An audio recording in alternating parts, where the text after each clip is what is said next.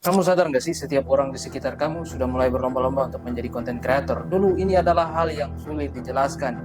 Dari mana dapat duitnya, gimana caranya. Ini seperti too good to be true. Terlalu indah untuk menjadi kenyataan. Sekarang ini menjadi profesi yang paling menjanjikan. Pendapatan yang eksponen, seiring dengan seberapa banyak atensi yang bisa kamu grab. Fenomena ini disebut attention economics. Kebanyakan dari kita gagal paham melihat fenomena ini karena mereka nggak subscribe. Bercanda. Ini menarik Bapak Ibu sekalian, di mana atensi menjadi komunitas paling seksi di mata kapitalis. Lalu apa yang harus kita lakukan sebagai orang awam? Simak video ini dengan seksama sampai akhir.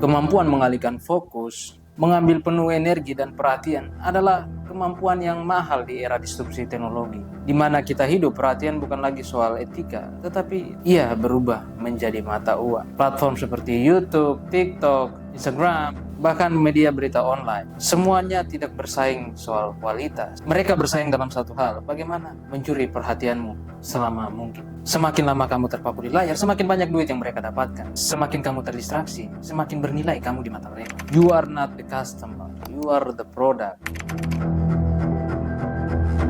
Konsep dopamin sebagai pendorong, motivasi, dan ekspektasi akan reward pertama kali dijelaskan lebih dalam oleh seorang ahli neuropsikologi, Wolfram, dalam salah satu eksperimen yang terkenal. Schultz meneliti aktivitas neuron dopamin pada monyet yang dilatih untuk menarik tuas setelah sebuah sinyal, lalu menerima jus sebagai hadiah. Hasilnya menunjukkan saat monyet belum mengenali pola, dopamin melonjak saat menerima jus. There's no response. Okay, so this is not related to the movement, it's not related to the somatosensory touch, which was an issue at the time. It is related to simply... Setelah mengenali bahwa sinyal menandakan hadiah akan datang, dopamin melonjak saat sinyal itu muncul, bukan lagi pada saat hadiah itu ada. Menariknya, jika hadiah tidak muncul setelah sinyal, aktivitas dopamin malah menurun drastis, menunjukkan kekecewaan. Eksperimen ini mengungkap bahwa dopamin dipicu oleh antisipasi dan ketidakpastian, bukan oleh hadiah itu sendiri.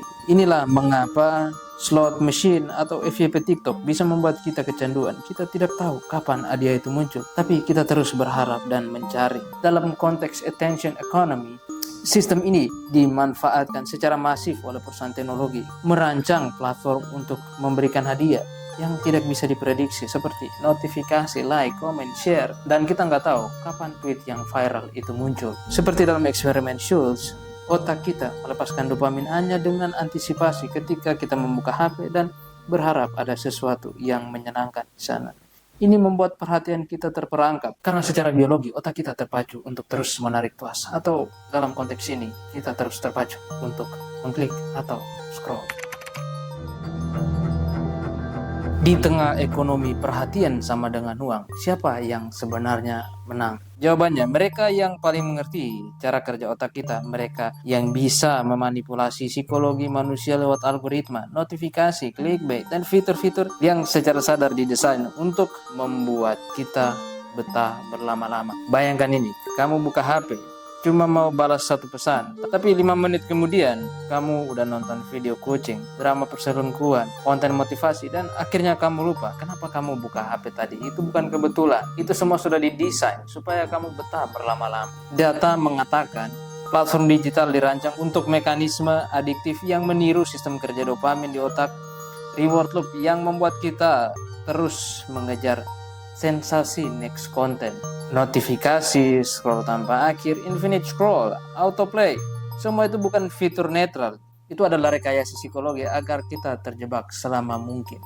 Yang viral belum tentu yang esensial. Yang bermanfaat sering kalah cepat dengan yang sensasional. Karena algoritmanya peduli seberapa lama kamu bertahan.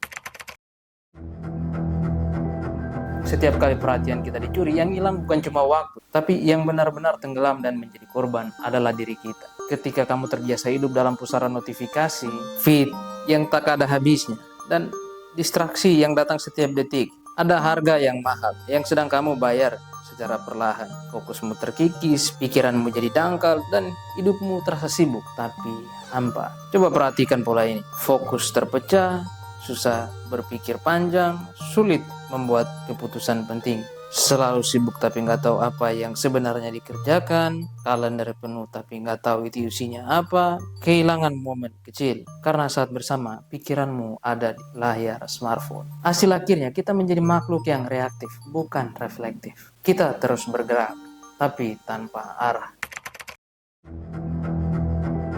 Pertanyaannya sekarang, apakah kamu benar-benar memilih apa yang kamu lihat? Atau justru kamu sudah diprogram untuk menyukai apa yang sistem ingin kamu sukai?